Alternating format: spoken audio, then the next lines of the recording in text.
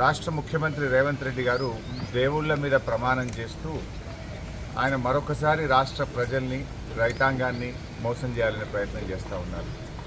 ఎందుకంటే ఎన్నికల ముందు డిసెంబర్ 9వ తేదీనే 2 లక్షల రుణమాఫీ చేస్తామని, 6 గ్యారంటీలు అమలు చేస్తామని బాండ్ పేపర్ల మీద రాసిచ్చి ఈరోజు రాష్ట్ర ప్రజల్ని కాంగ్రెస్ పార్టీ మోసం చేసింది. మోసం చేసింది చాలక మరొకసారి పార్లమెంట్ ఎన్నికల్లో కూడా ప్రజల్ని మోసం చేయాలని ప్రయత్నం చేస్తూ ఉంది. ఎందుకంటే ఈరోజు రాష్ట్రంలో ప్రజలు కాంగ్రెస్ పార్టీ మీద, ఆ ప్రభుత్వం మీద నమ్మకాన్ని కోల్పోయారు. 100 రోజుల్లో 6 గ్యారంటీలు అమలు చేస్తామని బాండ్ పేపర్ల మీద రాసిచ్చి ప్రజలకు ఇచ్చిన మాట తప్పింది కాంగ్రెస్ పార్టీ.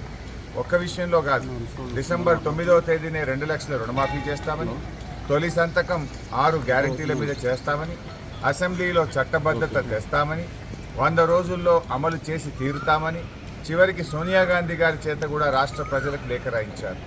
కానీ ఈరోజు మాట తప్పినటువంటి కాంగ్రెస్ ప్రభుత్వం మళ్ళీ పార్లమెంట్ ఎన్నికల్లో ప్రజల్ని మోసం చేయడానికి ఇంకేమీ లేక ఈరోజు దేవుణ్ణి కూడా వాడుకుంటున్నటువంటి పరిస్థితి ఉన్నది.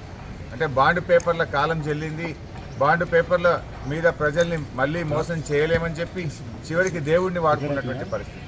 అందుకే ఈరోజు నేను ఒకటే సవాల్ చేస్తూ ఉన్నాను, మీరు దేవుడి మీద ప్రమాణం కాదు, నిజంగా మీరు ఆగస్టు 15వ తేదీలోగా 2 లక్షల రుణమాఫీ ప్రజలకు ఇచ్చిన ప్రకారంగా 6 గ్యారంటీలు 13 హామీలను మీరు బాండ్ పేపర్ల మీద రాసిచ్చారు. వాటన్నింటినీ ఆగస్టు 15వ తేదీలోగా మీరు అమలు చేసినట్టయితే నేను నా శాసన సభ్యత్వానికి రాజీనామా చేసి తిరిగి ఉప ఎన్నికల్లో పోటీ కూడా చేయను అని చెప్పి ముఖ్యమంత్రి గారికి సవాల్ వేశారు. ముఖ్యమంత్రి గారు కూడా గన్ పార్కుకు వచ్చి మేధావుల సమక్షంలో తన రాజీనామా పత్రాన్ని కూడా మేధావులకు అందించాలని చెప్పి నేను డిమాండ్ చేశాను.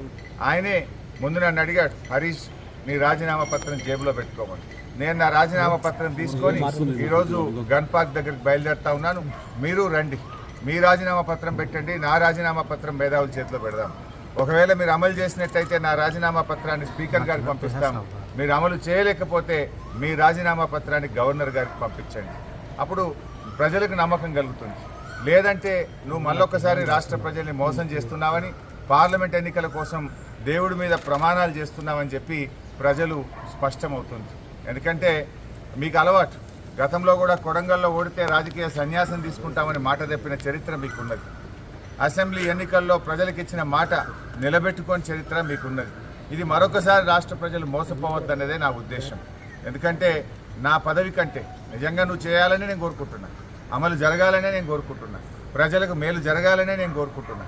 5 ఏళ్ల నా ఎమ్మెల్యే పదవి కంటే ఈ రాష్ట్రంలోని కోట్ల మంది ప్రజలకు రుణమాఫీ జరగడం, అక్కా చెల్లెళ్లకు 2,500 రూపాయలు మహాలక్ష్మి కింద అందడం, 42 లక్షల మంది ఆసరా పెన్షన్దారులకు డిసెంబర్లోనే 4,000 రూపాయల పెన్షన్ ఇస్తాను నువ్వు చెప్పావు.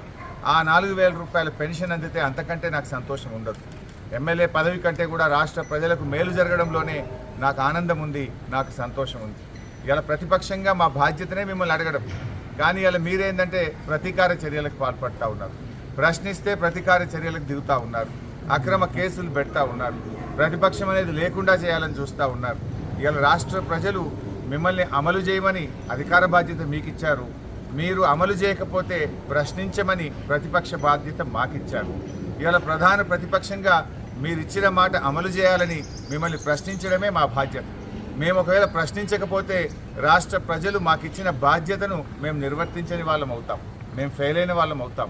అందుకే ఇవాళ రాష్ట్ర ప్రజల కోసం, రాష్ట్రంలో మరి బడుగు బలహీన వర్గాల కోసం, పేదల కోసం, మహిళల కోసం, రైతుల కోసం నేను రాజీనామాకు సిద్ధపడ్డా. కనీసం ఈ ప్రయత్నం ద్వారానైనా ముఖ్యమంత్రి గారు ఇవన్నీ అమలు చేస్తారని ఆశిస్తున్నా, ప్రజలకు మేలు జరుగుతుందని ఆశిస్తున్నా. మరి నేను ఈరోజు ముఖ్యమంత్రి గారిని కూడా గన్ పార్క్ దగ్గరికి వచ్చి తన నిజాయితీ రుజువు చేసుకోవాలని